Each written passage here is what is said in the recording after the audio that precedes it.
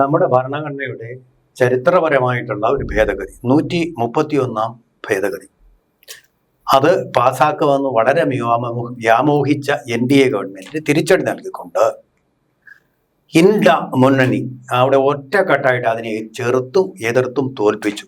അത് വലിയൊരു വിജയാഹ്ലാദമായി കൊണ്ടാടി. മറ്റൊന്നുമല്ല, ഇന്ത്യയിലെ സ്ത്രീകൾക്ക് അധികാരത്തിന്റെ 1/3 പങ്കാളിത്തം ഉറപ്പാക്കുന്ന ചരിത്രപരമായ രാജ്യസഭ നേരത്തെ പാസ്സാക്കി കഴിഞ്ഞ് ലോക്സഭയുടെ 2/3 ഭൂരിപക്ഷം കാത്തിരുന്ന ഒന്ന്, അഹല്യയെ പോലെ ശാപമോക്ഷം കാത്തിരുന്ന ഒന്ന്, അത് തകർത്ത് തരിപണമാക്കിയിട്ട് കൈയടിച്ച് ആഹ്ലാദം. അതായത് ഇന്ത്യയിലെ സ്ത്രീകൾക്ക് അവർക്ക് നീതി ലഭിക്കുന്നത് പരാജയപ്പെട്ടതിൽ ആഹ്ലാദിച്ച് ലഡ്ഡു പൊട്ടിച്ച ആ ഇന്ത്യ മുന്നണി. അവിടെ അന്ന് വേണ്ടിയിരുന്നത് 346 വോട്ടായിരുന്നു നമ്മുടെ NDA സഖ്യത്തിന്. അതിന് പകരം അവർക്ക് കിട്ടി 298 മാത്രമായിരുന്നു. ഒറ്റക്കെട്ടായിട്ട് നമ്മുടെ ഇന്ത്യ മുന്നണി അതിനെ ചെറുത്തു തോൽപ്പിച്ച് ആഘോഷിച്ചു. പക്ഷേ സാഹചര്യങ്ങൾ മാറി. ബംഗാളിലെ പതനത്തോടു കൂടി തൃണമൂൽ കോൺഗ്രസിന്റെ ഒരു വിഭാഗം, അതുപോലെ തന്നെ തമിഴ്നാട്ടിലെ ചതിയുടെ ഫലമായിട്ട് ദ്രാവിഡ മുന്നേറ്റ കഴകത്തിന്റെ മുഴുവനായിട്ട് ബ്ലോക്കായിട്ട് ഒക്കെ പിന്നെ വേറെയും ചില കക്ഷികൾ ഒക്കെ തന്നെ പിന്തുണയ്ക്കുന്നതിൻ്റെ ഫലമായിട്ട് കേന്ദ്രത്തിലെ NDA മുന്നണി 2/3 ഭൂരിപക്ഷത്തോടു കൂടി ഈ വനിതാ ബിൽ പാർലമെന്റിന്റെ അടുത്ത സെഷനിൽ അത് പാസ്സാക്കാനുള്ള സാധ്യതയുണ്ട്. കൂടെ ഒരു കാര്യം കൂടെ പറയുന്നത്, 1 നേഷൻ 1 ഇലക്ഷൻ എന്നുള്ള അവരുടെ സ്വപ്നതുല്യമായിട്ടുള്ള ആ വ്യാമോഹം കൂടി, മോഹമെന്ന് ഞാൻ പറയുന്നതിൽ വ്യാമോഹം കൂടി നടപ്പാക്കാനുള്ള സാധ്യത എത്രമാത്രമാണ് TMC പരാജയത്തിൽ.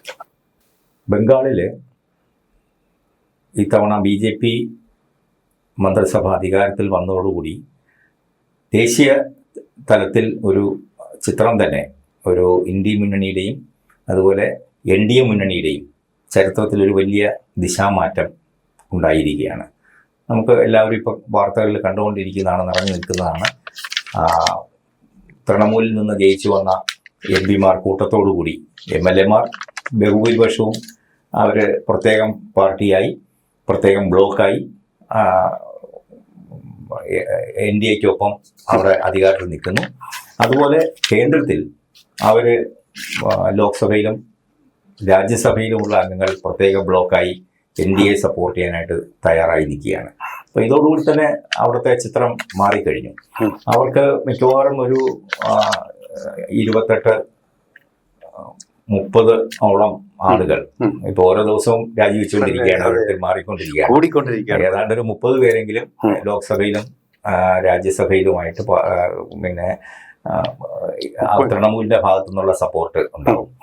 അതിന് പുറമേ തന്നെ അതിന് മുമ്പുണ്ടായ സംഭവവികാസമാണ് തമിഴ്നാട്ടിലേതാണ് ഏറ്റവും ഒരു പക്ഷേ ക്രൂരം എന്ന് നമുക്ക് വിശേഷിപ്പിക്കാവുന്ന ഒരു കാര്യം. കാരണം മറ്റൊരു മുന്നണിയുടെ ഭാഗമായി നിന്ന് ജയിച്ച് 5 MLA-മാരെ കിട്ടിയപ്പോൾ ഒരു മന്ത്രിസ്ഥാനം കിട്ടാൻ വേണ്ടി, തമിഴ്നാട്ടിൽ ഒരു മന്ത്രിസ്ഥാനം കിട്ടാൻ വേണ്ടി ഒരു മുന്നണിയുടെ ഭാഗമായി നിന്ന് ജയിച്ചിട്ട് ആ മുന്നണിയെ തള്ളിപ്പറഞ്ഞ് NDAയിൽ നിന്ന് മാറി ഒരു 2 മന്ത്രിസ്ഥാനം കിട്ടാൻ വേണ്ടിയിട്ട് അവർ അതിൽ നിന്ന് വിട്ടുനിന്നു. അപ്പോൾ അത് വളരെ നമ്മുടെ നോർത്ത് ഇന്ത്യയിലും മധ്യ ഭാരതത്തിലൊക്കെ ഉണ്ടാകുന്നത് പോലെയല്ല, തമിഴ്നാട്ടിലെ ഒരു അതിഭയങ്കരമായ ശത്രുതയാണ് അതിൻ്റെ പേരിലുണ്ടായിരിക്കുന്നത്. അപ്പം അവിടെ പരസ്യമായിട്ട് പറഞ്ഞു കഴിഞ്ഞു, അവർ ചീറ്റിംഗ് എന്നാണ് പറഞ്ഞത്, ഒരു വഞ്ചന നടത്തിയ പിന്നിൽ നിന്നുള്ള കുത്തൊരു ചതി നടത്തിയിട്ടാണ് പോയിരിക്കുന്നത്. അപ്പം അതുകൊണ്ട് ഒരു കാരണവശാലും അവരത് പൊറുക്കുന്ന കാര്യമില്ല. അവർ എഴുതി കൊടുത്തു കഴിഞ്ഞു, കനിമൊഴി ഓൾറെഡി എഴുതി കൊടുത്തു കഴിഞ്ഞു പാർലമെന്റിലെ പ്രത്യേക ബ്ലോക്കായിട്ട് അവരുടെ സീറ്റിനടുത്ത് കൊണ്ടിരിക്കാൻ പറ്റില്ല എന്ന് പറഞ്ഞു. നമ്മളവിടെ ഒരു ചിത്രം കണ്ടതാണ്.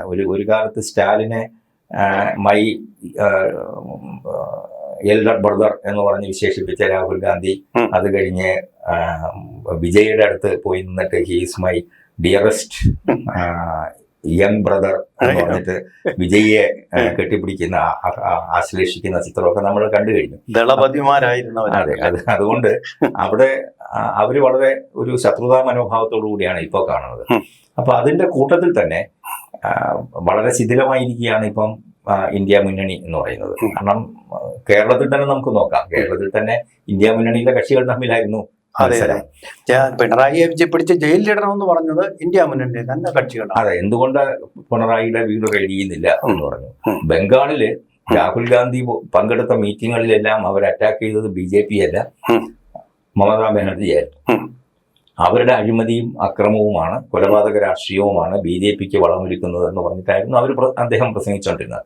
അപ്പൊ ഇതുപോലെ എല്ലാ സ്ഥലങ്ങളിലും അതേ മുന്നണിയിലുള്ള ആളുകളെ, മുന്നണിയിലുള്ള ഘടകകക്ഷികളെ ലക്ഷ്യം വെച്ചായിരുന്നു രാഹുൽ ഗാന്ധി പ്രസംഗങ്ങളിൽ അറ്റാക്ക് ചെയ്തുകൊണ്ടിരുന്നത്. അപ്പൊ അതൊക്കെ ഒരു വലിയ അസ്വസ്ഥത ഈ മുന്നണിക്കകത്തുണ്ടായിട്ടുണ്ട്. ഇപ്പോൾ ഒരു ക്രൈസിസ് വന്നപ്പോൾ എല്ലാവരും കൂടി ഒരുമിച്ച് കൂടി. അത് പ്രധാനമായിട്ടും തമിഴ്നാട്ടിലും ബംഗാളിലും ഉണ്ടായ സംഭവ വികാസങ്ങളുടെ പശ്ചാത്തലത്തിലാണ് ഈ അടുത്ത ദിവസം ഇന്ത്യ മുന്നണിയുടെ സമ്മേളനം ഡൽഹിയിൽ ചേർന്നത്. 25 TMC പങ്കെടുത്തില്ല, AAP പങ്കെടുത്തില്ല. TMC പങ്കെടുത്തു, DMK പങ്കെടുത്തില്ല, AAP പങ്കെടുത്തില്ല.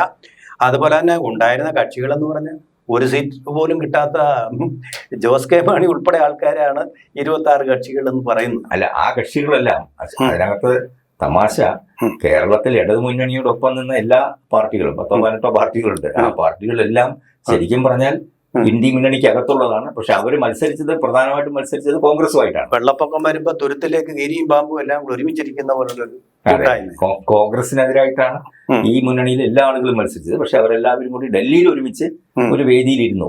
അപ്പൊ ഒരു സഖ്യം അല്ല, ഒരു ഫോറം ആണ് എന്നാണ്. ഒരു തെരഞ്ഞെടുപ്പ് സഖ്യമല്ല, ശരിക്കും അതൊരു ഫോറം, ഒരു വേദി, എല്ലാവരും കൂടെ ഒരുമിച്ചിരിക്കാൻ ഉള്ള ഒരു വേദി മാത്രമായിട്ടാണ് ഇപ്പൊ തോന്നുന്നത്. സഖ്യം എന്ന് പറയുമ്പോൾ പരസ്പരം സഹായിക്കുകയും പരസ്പരം മത്സരിക്കാതെ അവരെ പരസ്പരം വിജയിപ്പിക്കാൻ ശ്രമിക്കുകയും ചെയ്യുന്നതാണ് സാധാരണ നിലയിൽ ഒരു മുന്നണി സംവിധാനം എന്ന് പറയുന്നത്. ഇത് നെഞ്ചത്തടിച്ച് കരയാൻ വേണ്ടിയിട്ടുള്ള ഒരു പ്ലാറ്റ്ഫോം. അപ്പൊ അതുകൊണ്ട് തന്നെ ഈ രണ്ട് കക്ഷികളുടെയും, അതായത് തൃണമൂലിന്റെയും DMKയുടെയും വേർപിരിയലോടുകൂടി വളരെ അതിവേഗം തന്നെ 3-2 ഭൂരിപക്ഷത്തിലേക്ക് എത്താൻ NDAക്ക് അവസരം ഒരുങ്ങി വരികയാണ്. കാരണം ഇപ്പോൾ ഇന്ത്യ മുന്നണിയിൽ നിൽക്കുന്ന പല ചെറിയ കക്ഷികളും ഓൾറെഡി ഏതാണ്ട് NDAയുടെ പടിവാതിൽക്കൽ എത്തിയിട്ടുണ്ട്. കാരണം അവർക്ക് ഇനിയൊരു പ്രതീക്ഷയില്ല. അപ്പൊ ഈ ചെറിയ ചെറിയ കക്ഷികളൊക്കെ നിന്നത് അടുത്ത ഒരു 5-10 കൊല്ലത്തിനുള്ളിൽ ഇന്ത്യ മുന്നണി അധികാരത്തിൽ വരും. രാഹുൽ ഗാന്ധിയുടെ നേതൃത്വത്തിൽ, കോൺഗ്രസിന്റെ നേതൃത്വത്തിൽ ഒരു അധികാരത്തിൽ വരും. അപ്പൊ അധികാരത്തിൽ വരുമ്പോൾ സ്വാഭാവികമായിട്ടും സ്ഥാനങ്ങൾ ലഭിക്കും, സൗകര്യങ്ങൾ ലഭിക്കും, അധികാരം ലഭിക്കും എന്നുള്ള പ്രതീക്ഷയിലാണ്. പക്ഷെ ഇന്നത്തെ ഒരു പോക്കിൽ അതിനുള്ള സാധ്യത കുറവാണ് എന്ന് തിരിച്ചറിഞ്ഞതോടുകൂടി അതിന്റെ സ്റ്റാറ്റിസ്റ്റിക്സ് നമുക്കൊന്ന് നോക്കാം. അതായത് ഇത് പാസ്സാവാൻ വേണ്ടി വേണ്ടത് 346 വോട്ടാണ്. രാജ്യസഭയിൽ ഇത് പാസ്സാക്കേണ്ട ആവശ്യമില്ല, ആൾറെഡി പാസ്ഡ് ആണ്. അതുകൊണ്ടാണ് ഇപ്പോഴും സജീവമായിട്ട് അത് നിൽക്കുന്നത്. അല്ലെങ്കിൽ എന്നെ ഇത് തള്ളിപ്പോയി, അല്ലാണ്ട് വോയിഡായി തീർന്നതിന്. ഇപ്പോൾ ഇവിടെ ഇപ്പോൾ NDAക്ക് മാത്രം 293 സീറ്റുകളുണ്ട് ലോക്സഭയിൽ. അതിനോടൊപ്പം ഈ മമതാ ബാനർജിയിൽ നിന്ന് പിണങ്ങി വരുന്ന കുറഞ്ഞതൊരു 22 പേരെങ്കിലും ഉണ്ടാവും. കാരണം ഇപ്പോൾ കൂടിക്കൊണ്ടിരിക്കുക, ഇതിലും കൂടുതലായിരിക്കും, എങ്കിലും മിനിമം 22 പേര്. അതുകൂടാതെ DMKയുടെ 29 MP-മാരുണ്ട്. DMKയുടെ അതും കൂടെ ചേർന്ന് കഴിയുമ്പോൾ 344 എങ്കിലും 2 വോട്ടും കൂടെ വേണം. 2 വോട്ട് BJPക്ക് മാനേജ് ചെയ്യാൻ കഴിയുമെന്നുള്ളത് എല്ലാവർക്കും അറിയാവുന്ന കാര്യമാണ്. പക്ഷേ ഒരു സാധ്യത BJDക്ക് ഒരു സീറ്റ് മാത്രമല്ല ഒറീസയിലെ. അവരുടെ ഒരു വോട്ട് കിട്ടും, കാരണം ഇഷ്യൂ ബേസായിട്ട് അവരെ സഹായിക്കാറുണ്ട്. അതുകൂടാതെ YSR കോൺഗ്രസിന് 4 MP-മാരുണ്ട്. അത് എല്ലാ പ്രാവശ്യവും ഗവൺമെന്റിന് ഇഷ്യൂ ബേസ്ഡായിട്ട് സപ്പോർട്ട് കൊടുക്കാറുള്ളതാണ്. ആ 4 സീറ്റും കൂടി കിട്ടിക്കഴിഞ്ഞാൽ മൊത്തം 356 ആവും. ഇതുകൂടാതെ ശരത് പവാർ DMKയുമായിട്ട് വളരെ അടുപ്പമുള്ളതാണ്. ഇന്ത്യ സഖ്യത്തിന്റെ യോഗത്തിൽ തന്നെ DMKയെ ഞാൻ ശരിയാക്കിക്കൊള്ളാം എന്ന് പറഞ്ഞ ആളാണ് ശരത് പവാർ. അതുകൊണ്ട് തന്നെ അതും കൂടെ ശരത് പവാറിന്റെ കോൺഗ്രസിൽ നിന്ന് ഒരേ സമയം പിരിഞ്ഞു പോയവരാണ് ഈ ശരത് പവാർ, മമതാ ബാനർജി. ദേശീയ കാര്യങ്ങളിൽ ദേശീയ ബോധമുള്ള ആളാണ്. കാരണം ഇങ്ങനെയുള്ള ഇഷ്യൂ ബേസ്ഡ് ഇത് കുഴപ്പമില്ലാത്തതാണെന്ന് അറിഞ്ഞാൽ, അത് ഡീലിമിറ്റേഷൻ വരുന്നതുകൊണ്ടാണ് ഇവർക്കെല്ലാം ഒരു തെറ്റിദ്ധാരണ ഉണ്ടായത്. പക്ഷേ ഈ വനിതാ ബില്ലിൽ തന്നെ പറഞ്ഞിരുന്ന കാര്യമാണ്, ഈ ഡീലിമിറ്റേഷനോടൊപ്പമേ ഇത് നടപ്പാകുമെന്ന് പറഞ്ഞിട്ടുണ്ട്. അതുകൊണ്ടാണ് ഡീലിമിറ്റേഷൻ നടപ്പാക്കാൻ ഗവൺമെന്റ് ഉദ്ദേശിച്ചത് പറഞ്ഞത്. അതെന്തോ ഒരു ആപത്താണെന്നുള്ള ഒരു പേടി കൊണ്ടാണ് ഇപ്പൊ ഇവരെല്ലാം കൂടെ അന്ന് അതിനെ എതിർത്ത് തോൽപ്പിച്ചത്. ആ ഒരു സിറ്റുവേഷൻ ഇപ്പോൾ ഇല്ലെന്ന് ബോധ്യമായാൽ ശരത് പവാർ തീർച്ചയായിട്ടും ആ 8 MP-മാരുടെ സഹായം കിട്ടും. അതും കൂടെ ആണെങ്കിൽ വമ്പിച്ച 3-2 ഭൂരിപക്ഷമായി 356 അത് ഭേദഗതി പാസ്സാവാൻ പറ്റും. അതിനോടൊപ്പം 1 നേഷൻ 1 ഇലക്ഷൻ എന്നുള്ള ഇവരുടെ ആഗ്രഹവും ഇവർ സഫലമാക്കുമെന്നാണ് ഞാൻ കരുതുന്നത്.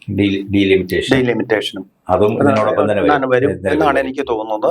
വലിയ ബുദ്ധിമുട്ടുണ്ടാവില്ല. കാരണം മറ്റേ ഇന്ത്യ മുന്നണിക്ക് ഇനി പിടിച്ചു നിൽക്കാൻ പറ്റില്ല. അപ്പൊ BJP ഇടയ്ക്കിടയ്ക്ക് ഇങ്ങനെ സഹായിച്ചു കഴിഞ്ഞാൽ അല്ല, ഇതിപ്പോ 2/3 ഭൂരിപക്ഷം ഉം. ഈ അവിടെ പങ്കെടുക്കുന്ന ആളുകളിൽ 2/3 ഭൂരിപക്ഷമാണ്. അതെ, സഭയിലുള്ളവർ പലപ്പോഴും ഈ ഭൂരിപക്ഷം ഇല്ലാത്തപ്പോൾ തന്നെ പല നിയമങ്ങളും NDA പാസ്സാക്കി എടുത്തത് ചില മുന്നണികളുടെ ആളുകൾ മാറി നിന്നു. അങ്ങനെ ആബ്സെൻസിലാണ് ചെയ്തത്. അതുകൊണ്ടാവും അതും മാനേജ് ചെയ്യാൻ NDAക്ക് വലിയ പ്രയാസം ഒന്നുമില്ല. എന്തായാലും അതും കൂടെ പാസ്സാകുന്ന ഒരു ബംഗാളിലെ, അങ്ങനെ ചുരുക്കി പറഞ്ഞ ബംഗാളിലെ പരാജയം, അതുപോലെ തമിഴ്നാട്ടിലെ DMKയുടെ പരാജയം ഒക്കെ ഈ വനിതാ ബില്ലിനെ വീണ്ടും ഉഷാറാക്കിയിട്ടുണ്ട്. അത് പാസ്സാവാനുള്ള സാധ്യത മാനം തെളിഞ്ഞു എന്ന് വേണമെങ്കിൽ, കാർമേഘങ്ങൾ മാറി മാനം തെളിഞ്ഞിട്ടുണ്ട്. വനിതകൾക്ക് സന്തോഷിക്കാം. ഇനി ഇന്ത്യ വനിതകൾ ഭരിക്കും എന്നൊരവസ്ഥയിലേക്ക് കാര്യങ്ങൾ പോയിക്കൊണ്ടിരിക്കുകയാണ്. തീർച്ചയായിട്ടും.